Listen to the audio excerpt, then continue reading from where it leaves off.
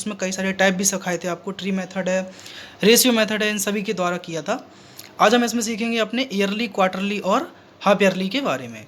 Suppose आपके पास कोई दर दी गई है 10% के हिसाब से और आपसे कहा गया है कि 1 साल का चक्रवृद्धि ब्याज क्या होगा।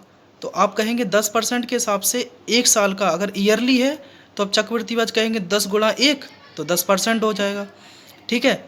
जब आपसे बात की जाएगी हाफ ईयरली की, तो हाफ ईयरली के हिसाब से 10% को अगर आप लगाएंगे तो आप कहेंगे हाफ ईयरली का मतलब होता है 6 महीने का। ठीक है। तो क्या समझेंगे आप, जब हाफ ईयरली आपको ब्याज दिया जाना है तो आप दर को हमेशा क्या कर देंगे, आधा, यानी कि जो दर परसेंट है उसको आधा कर देंगे, और समय जो है आपका टी, इसको क्या कर देंगे, दुगना, क्योंकि 6 महीने 2 पार्ट में बढ़ जाएंगे। तो यही दर आपकी 10% कितनी परसेंट हो जाएगी, 5%, और 1 साल आपका कितना हो जाएगा, 2 वर्ष। अगर बात करें हम क्वार्टरली की आपसे, यानी कि 1/4 पार्ट की, तो क्वार्टरली आप जानते हैं कि 4 महीने में बढ़ जाते हैं, यानी कि 3 4 तिया 12, 4 महीने का होता है भाग। तो आप कहेंगे कि 10 का हम क्वार्टरली के हिसाब से अगर दर कर रहे हैं तो दर कितनी हो जाएगी, आप 4 का भाग लगाएंगे दर में, यानी कि 10/4 कितना हो जाएगा, आप कहेंगे 2.5। यस। और समय कितना हो जाता है, 4 गुना, यानी कि 4 वर्ष। ठीक है। तो ये आपका कुछ सिस्टम है कंपाउंड इंटरेस्ट का, कि हाफ ईयरली, ईयरली और क्वार्टरली का। एक चीज़ और, मैंने आपको फर्स्ट वीडियो में थोड़ा फार्मूला वो गलत पहुंच गया आपके पास। जब मैंने वीडियो देखा तो पता चला कि CI निकालने का तरीका क्या होता है, आपको पता होना चाहिए, A-P। मैंने डिस्क्रिप्शन में डाल दिया था ये फार्मूला, कि कंपाउंड इंटरेस्ट बराबर मिश्रधन माइनस मूलधन। चलो हम आगे कुछ और तरीके देखते हैं, वीडियो में आगे बढ़ते हैं। आगे देख रहे हैं हम क्या, कि compound interest in successive percentage increase क्या होगा। तो उसके लिए मैं आपको सीधा एक तरीका बता रहा हूँ, उस टेबल को आप छाप लेना, याद कर पाए तो याद कर लेना, बहुत अच्छी बात है, आपके हर एग्जाम के लिए काम आएगी। ठीक है। जैसे मैं एग्जाम्पल देता हूँ आपको, सपोज़ आपके पास दर दी गई है 20%। ठीक। तो आपसे कहा जाएगा कि 2 साल का चक्रवृद्धि ब्याज क्या होगा। तो 2 साल का चक्रवृद्धि ब्याज जब आपके पास दर दी गई है 20%, तो आप कहेंगे सिंपली 20 + 20, 2 साल के लिए 20 + 20 + 20 गुणा 20/100 क्या हो जाता है, 44%। इसी चीज़ को मैं आपको सीधा सभी जितनी भी एग्ज़ाम में पूछी गई दरें हैं उन पर आपको एक टेबल बनवा देता हूँ और आपको सीधा सीधा याद रहेगा। चलो हम बनाते हैं वही टेबल। देखिए, सपोज़ आपकी दर यानी कि रेट दी गई है, मैं यहाँ लिख देता हूँ और साइड में, सपोज़ आपके पास रेट दी गई है कितनी, कुछ दी जाएगी यहाँ पर R%। ठीक है। उसके ऊपर हम बात करेंगे, और आपको दी गई है क्या, और उसी दर के ऊपर निकालेंगे हम कंपाउंड इंटरेस्ट 2 साल का, और कंपाउंड इंटरेस्ट किसका, सॉरी, कंपाउंड इंटरेस्ट के बाद आपका सिंपल इंटरेस्ट। ठीक है, डायरेक्ट देखेंगे 2 साल का, प्लस 2 साल के कंपाउंड इंटरेस्ट और 2 साल के साधारण ब्याज में अंतर क्या होगा, इस चीज़ को भी हम इस टेबल के माध्यम से ही देखेंगे दोस्तों। तो चलो हम देखते हैं। तो देखिए आप, सपोज़ आपके पास कोई दर दी गई है और दर है आपकी 5%, तो 2 साल का उस पर कंपाउंड इंटरेस्ट क्या होगा आप याद रखेंगे, नहीं रखेंगे तो आपको सक्सेसिव का फॉर्मूला मैंने बताया है, x + y + x by 100, ये वाला x + y + x by 100, इससे ही निकाले गए हैं सभी ये फॉर्मूले। अगर आप डायरेक्ट याद रख पाएंगे तो बहुत अच्छी बात है। 5% की दर के हिसाब से 2 साल का चक्रवृद्धि ब्याज 10.25, तथा 2 साल का साधारण ब्याज, तो यही जो आगे 10 लिखा है यही क्या हो जाएगा, 2 साल का साधारण ब्याज। और अब आपसे कहेगा कि 2 साल के चक्रवृद्धि ब्याज और साधारण ब्याज में क्या अंतर होगा, तो वो अंतर क्या होगा, इसी दर का होता है स्क्वायर, R²/100। ये होता है 2 साल के चक्रवृद्धि ब्याज और साधारण ब्याज का अंतर, डायरेक्ट 5 का स्क्वायर बटे 100, तो आप कहेंगे 0.25, वरना आप यहाँ से भी माइनस करेंगे तो सीधा कितना आएगा, 0.25%। ठीक है। 5 के बाद अगला लेते हैं हम 10%। 10% के हिसाब से 2 साल का चक्रवृद्धि ब्याज कितना होगा, तो आप कहेंगे 21%, कहाँ से, यही सूत्र से। और साधारण ब्याज आपका क्या होगा, 20%। और आपका 2 साल का चक्रवृद्धि ब्याज और साधारण ब्याज में क्या अंतर होगा, तो आप कहेंगे कितना होगा, 21 में से जब हम 20 घटाएंगे तो सिर्फ 1% ही बचेगा। ठीक है। ये टेबल आप बना लेना अपनी कॉपी में, और इसको आप एक एक करके जब भी आप भूलें देखते जाइए, एक एक चीज़ें क्लियर हो जाएंगी यहाँ से। ठीक है, आगे बढ़ते हैं हम। देखो मैंने टेबल को अच्छी कर दिया है और भी आपके सामने, ये लो। चलो, अगर आपको दिया गया 10 के बाद 15%, कई बार पूछा गया है ये 15% के ऊपर, तो 15% के हिसाब से 2 साल का चक्रवृद्धि ब्याज कितना होगा? आप कहेंगे 32.25%। ठीक, और 2 साल का साधारण ब्याज, तो 15 और 15 जोड़ देते हैं तो कितना आता है? 30%। अच्छा, अब 2 साल का कंपाउंड इंटरेस्ट और सिंपल इंटरेस्ट का अंतर, डिफरेंस क्या होगा? तो 32.25 में से 30% आप घटाएंगे तो कितना आएगा? 2.25। और अगर आप, मैं डायरेक्ट बताया कि 2 साल का CI और SI का अंतर निकालना है, तो आप सीधा इसको स्क्वायर कीजिए, यानी कि दर का स्क्वायर बटे 100। तो 15 का स्क्वायर 225 बटे 100 का भाग देंगे तो आप 2.25% ही आने वाला है। चलो, 15% के बाद आगे जो दर पूछी जाती है आपसे एग्जाम में, वो है आपकी 20%। बहुत ज़्यादा पूछे जाने वाली है, तो आप कहेंगे 20% के हिसाब से तो पहले ही देखा था अभी 44, और सिंपल इंटरेस्ट क्या होगा? 40%, 20-20 2 साल के लिए। अगर आप कहेंगे अंतर, तो 44 में से 4 घटाएंगे तो 4%। ये चीज़ें देखो मैं इसलिए लिखा रहा हूँ कि ये परीक्षा में पूछी गई हैं और आप डायरेक्ट याद रख पाएंगे तो बहुत अच्छी बात है। यहाँ देखो कितना आ जाएगा? 56.25। यस, और यहाँ पर 25, 25, 50 आप घटाएंगे तो 6.25%। बहुत अच्छा रहेगा अगर आप इसको डायरेक्ट याद रख पाएंगे तो। ठीक है, अभी मैं आपको दिखाऊंगा कि आप इसको कैसे यूज कर सकते हैं क्वेश्चनों में। 30% रह गया है तो 30% को और लिख लेते हैं। 30% के हिसाब से कितना हो जाएगा? 69% आपकी दर हो जाएगी। ठीक है, 69%, ये क्या हो जाएगी आपकी दर, और ये क्या हो जाएगा? साधारण ब्याज 60%। अंतर कितना आएगा दोस्तों? सिर्फ 9% का। अब मैं आपको देखो सवाल दिखाता हूँ कि सवाल किस तरीके से आएगा, ये ध्यान से सुनना। आपसे कह दिया कि किसी भी वस्तु का मूलधन, सपोज आपको दिया गया है P बराबर,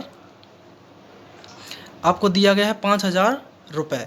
ठीक, 5,000 रुपये, और आपसे कह रहा है कि दर आपकी है 15%।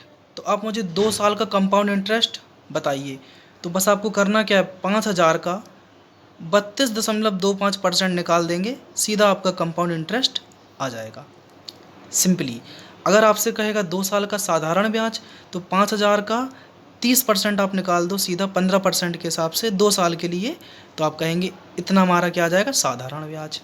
वही आपसे अगर कह दे कि 5,000 रुपये मूलधन पर 15% दर पर 2 साल के चक्रवृद्धि ब्याज और साधारण ब्याज का अंतर क्या होगा, तो आप 5,000 का 2.25% निकाल देंगे तो सीधा आंसर आ जाएगा। और अगर आपको ये चीज़ याद नहीं है टेबल में, ये दोनों चीज़ें, तो आप सीधा 15 का क्या करेंगे? 15 स्क्वायर बटे 100, यानी कि R स्क्वायर बटे 100। देखो अब मैंने ये पूरा लिखा दिया, आप नोट कर लेना। अब मैं इनके आपको फॉर्मूले भी ड्राइव करा देता हूँ कैसे आए हैं ये। देखिए आगे, ये तो सीधा आपकी दर दी गई है। अगर आपको 2 साल का कंपाउंड इंटरेस्ट पूछा जाए तो आप याद रखेंगे क्या वाला फॉर्मूला लगाया है यहाँ पर? 2R + R square upon 100%। वही है x + y वाला, कोई नया नहीं है, यही चीज़ है। ठीक है, ये प्रतिशत का निशान है, इतने प्रतिशत 2 साल का कंपाउंड इंटरेस्ट आता है। 2 साल का साधारण ब्याज, तो आप क्या लिखेंगे? 2R। ठीक है, ये हो गया 5% के हिसाब से, तो 10% आपको देखने को मिला है। ठीक, ये देखो लाइन पूरी चलती जा रही है। और अंतर क्या होगा 2 साल का कंपाउंड इंटरेस्ट और साधारण ब्याज का? तो आप देख रहे हैं क्या? R स्क्वायर बटे 100। ठीक है, ये हो जाएगा अंतर आपका, जो कि यहाँ पर देखने को मिल रहा है। अगर देखो प्रूफ करते हैं तो आप कहेंगे R का मान 5, यहाँ रखोगे तो आपको 10.25 ही मिलने वाला है 5 की जगह से, और यहाँ पर तो 10% मिलेगा ही, 5 दूनी 10, यहाँ पर 5 25, 100 का भाग देंगे तो 0.25। चलो अब सवालों की ओर बढ़ते हैं, कुछ सवाल लेते हैं इन पर अपन।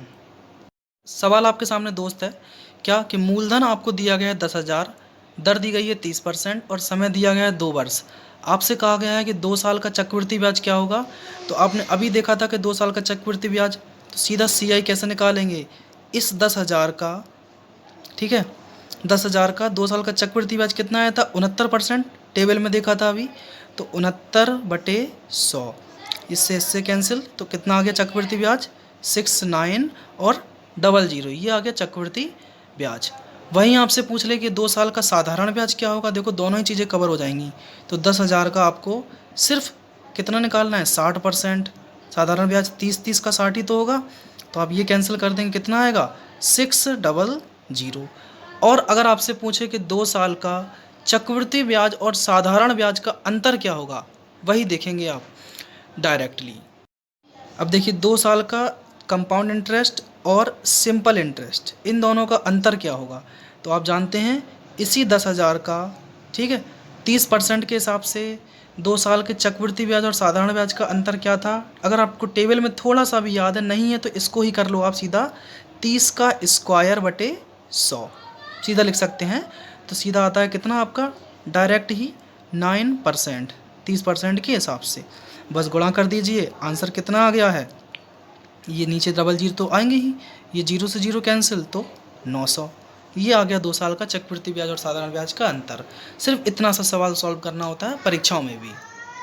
अगला सवाल आपके सामने है, किसी वस्तु का मूलधन अगर 64,000 रुपये है और दर दी गई है 15% और समय आपको दिया गया है 2 वर्ष, तो आपसे पूछा गया सीधा कि 2 साल का कंपाउंड इंटरेस्ट और सिंपल इंटरेस्ट का क्या अंतर होगा।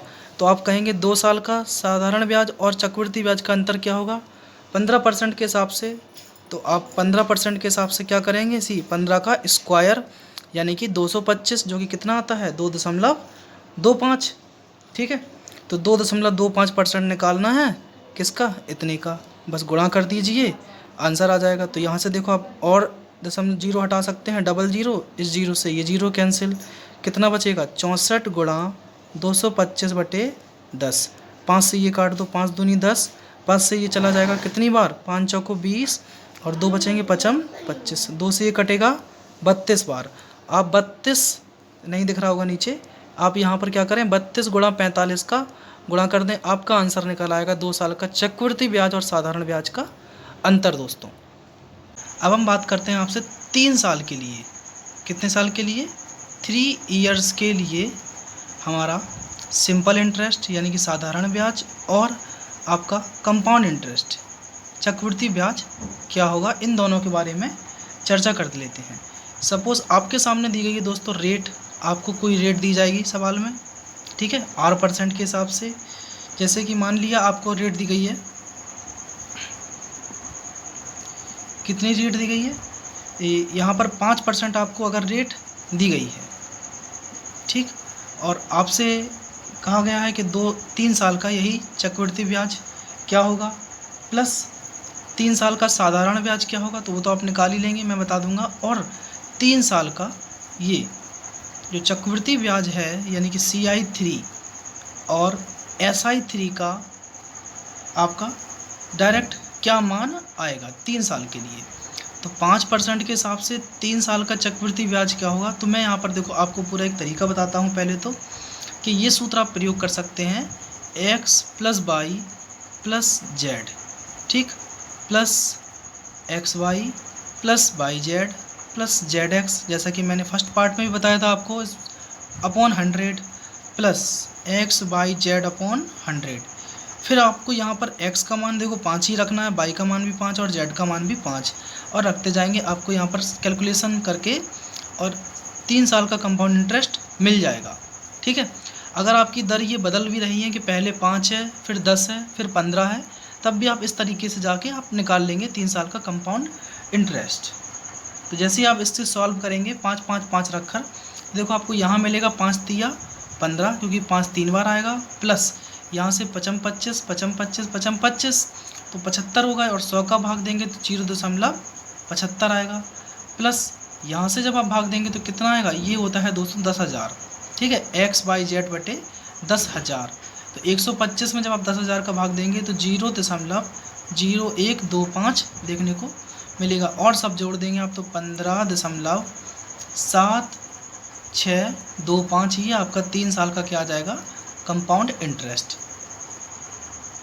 तो आपने क्या देखा, 5% के हिसाब से 3 साल का कंपाउंड इंटरेस्ट कितना आ गया, 15.7625%। और 3 साल का कंपाउंड इंटरेस्ट और सिंपल इंटरेस्ट में क्या अंतर होगा। अब देखो दोस्तों, 3 साल का साधारण ब्याज तो वही रहेगा, 3 × 5 = 15, तो आप कहेंगे साधारण ब्याज 3 साल का कितना होगा 15, और 15 में से जब ये घटाएंगे ये वाला 15 तो कितना बचेगा आपका 3 साल का साधारण ब्याज और कंपाउंड इंटरेस्ट का अंतर। तो आप कहेंगे 0.7625। अगर ये बात आपको समझ नहीं आ रही है तो आपको मैं अगले एग्जाम्पल से बताता हूँ। सपोज़ आपने लिया है 10%, ठीक है, तो 10% के हिसाब से 3 साल का चक्रवृद्धि ब्याज होता है 33.1%। लेकिन आपसे कहेंगे 3 साल का साधारण ब्याज बताइए, तो आप कहेंगे 30%। तो 30 को जैसे आप इसमें से घटाएंगे तो कितना मिलेगा आपको, सिर्फ 3.1%। इसी तरीके से आप 15 साल का अगर आपसे कहा जाए, सॉरी 15 साल नहीं, 15% के हिसाब से, ठीक है, 15% के हिसाब से 3 साल का चक्रवृद्धि ब्याज कितना होगा, तो आप क्या याद रखेंगे 52.0875। और आप अगर आपसे कहे अंतर के लिए तो 15 × 45, इसमें से जस्ट आप 45 माइनस कर दीजिए और आपका आंसर कितना आ जाएगा 7.0875। ये 3 साल का कंपाउंड इंटरेस्ट और साधारण ब्याज में अंतर, ठीक है। अगर आपसे कहा जाए कि 20% के हिसाब से क्या होगा, ठीक 20% ले रहे हैं तो 20% के हिसाब से होता है 3 साल का चक्रवृद्धि ब्याज 72.8%, और आप 20×30=60, इसमें से 60 घटाएंगे तो 12.8 ये बचने वाले हैं। तो यही मोस्टली परसेंटेज हैं जो एग्ज़ाम में पूछी गई हैं 3 साल और 2 साल के लिए। चलो हम आगे बढ़ते हैं अपने कुछ और नए तरीके के क्वेश्चन। दोस्तों आपके सामने कुछ इस तरीके से है कि किसी वस्तु का मूलधन दिया गया है आपको 5200 रुपये, ठीक है, 52,000 रुपये, और 2 साल का चक्रवृद्धि ब्याज और साधारण ब्याज का अंतर जो दिया गया है सवाल में, वो दिया गया आपको 1019.2 रुपये। ये दिया गया आपको साधारण ब्याज। आपसे कहा गया है कि बताइए आप प्रति वर्ष यानी कि पर ईयर के लिए दर कितनी होगी इस सवाल में। तो आप बस वही चीज़ याद रखेंगे, देखो आप दर क्योंकि सेम है, ठीक है, इसलिए उसने सिर्फ दर एक पूछी गई है आपसे, सिंपल आपकी रेट क्या होगी। तो आप कहेंगे 5200 पर अगर 2 साल का कंपाउंड इंटरेस्ट बता रहा है तो मैंने आपको बताया भी था कि कितना होता है r²/100, ठीक है। तो आप कहेंगे 5200 पर अगर r²/100 लग गया आपका इंटरेस्ट, और यही किसके बराबर है, इस अंतर के, ठीक है। तो आप इसको जैसे ही काटने बैठेंगे ये देखो 2 से 2 ख़त्म हो जाएगा, फिर यहाँ से कैंसिल करेंगे इसको, तो ये कितनी बार कटेगा, लगभग आप कहेंगे ये कटेगा दोस्तों ये आपका 196 बार, ठीक है। तो आप कहेंगे r का मान कितना आएगा, तो आप कहेंगे √196, और दर कितनी आ जाएगी आपकी 14%। तो ये सवाल था, ये छोटा सा, अगर आपको इस तरीके से याद रहेगा तभी आप इस सवाल को अप्रोच कर पाएंगे। अगला क्वेश्चन आपके सामने कि कोई धन आपके पास है 3000 रुपये, ठीक है, 3000 रुपये का धन 10% दर से, 3000 रुपये का धन 10% की रेट से कितना हो जाता है 3993, यानी कि कोई प्रिंसिपल आपके पास इतना था लेकिन 10% की रेट से इतना हो जाता है, तो ये कितने साल में P से इतना हुआ है। तो आप देखिए आपको सीधा फार्मूला ही याद है, क्या होता है कि आप A/P या P A बराबर आपने पढ़ा होगा, A बराबर P × 1 + R/100⁴ इसी से हम कर लेते हैं इस सवाल को। तो आप A का मान देखिए आप कितना है, अमाउंट आपका ये 3993 बटे, आप कहेंगे P नीचे लाएंगे तो P का मान कितना है 3000 बराबर क्या होगा 1 प्लस रेट कितनी है 10%, 10% को हम लिखते हैं 1/10, तो आप कहेंगे 1/10 की घात n, ठीक है। आगे सॉल्व करेंगे आप तो ये कितना बनेगा 11/n, 11/10 की घात n, ठीक।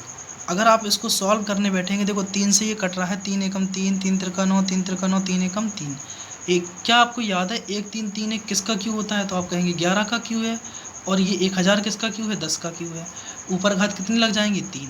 तो आप देखिए 11/10 दोनों की आधार समान है तो इनकी घातें बराबर होंगी, तो n का मान सीधा कितना आ गया यानी कि 3।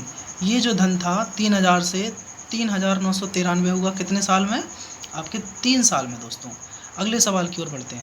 इसी जैसा अगला सवाल पूछा गया था कि 64,000 रुपये की राशि कितने समय में, ठीक है, 68,921 हो जाएगी, यानी कि इतना प्रिंसिपल जो है वो इतना अमाउंट बन जाएगा, वो कितने सालों में बनेगा ये पूछा गया है। और आपको दर दी गई थी इसमें कितनी ये आपसे दर दी गई थी 20% नहीं, सॉरी 5% के हिसाब से आई थिंक।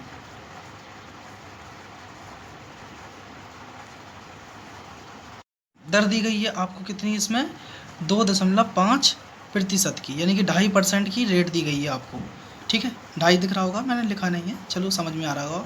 तो आप कहेंगे कोई धन, देखो आपके पास कितना था 64,000 और कितना हो गया ये अमाउंट जाकर 68,921 इतना बन गया है।